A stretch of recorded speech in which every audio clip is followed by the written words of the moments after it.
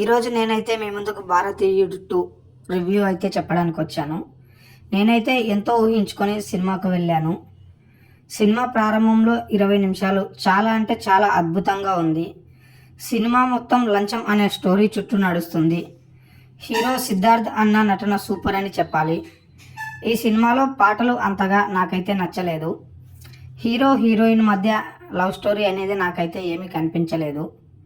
కొన్ని సాగతీత సీన్లు ఎక్కువగా ఉన్నాయి. సినిమాలో సెంటిమెంట్ అయితే వర్కౌట్ కాలేదనే చెప్పవచ్చు. ముఖ్యంగా సిబిఐ పోలీస్ క్యారెక్టర్ చేసినటువంటి బాబీ సింహ గారిని సరిగ్గా శంకర్ గారు వాడుకోలేకపోయారనుకున్నాను. ఫైట్ సీన్లు అయితే చాలా అద్భుతంగా ఉన్నాయి.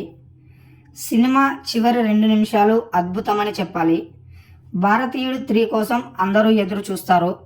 అది చూసినట్లయితే కమ్బ్యాక్ ఇండియన్ అనే పదానికి సరైన నిర్వచనం మనం ఇండియన్ 3లో చూడవచ్చు. ఈ సినిమాలో విలన్గా నటించినటువంటి ఎస్జే సూర్య గారి నట విశ్వరూపాన్ని మనం ఇండియన్ 3లో చూడవచ్చని అయితే అర్థమవుతుంది.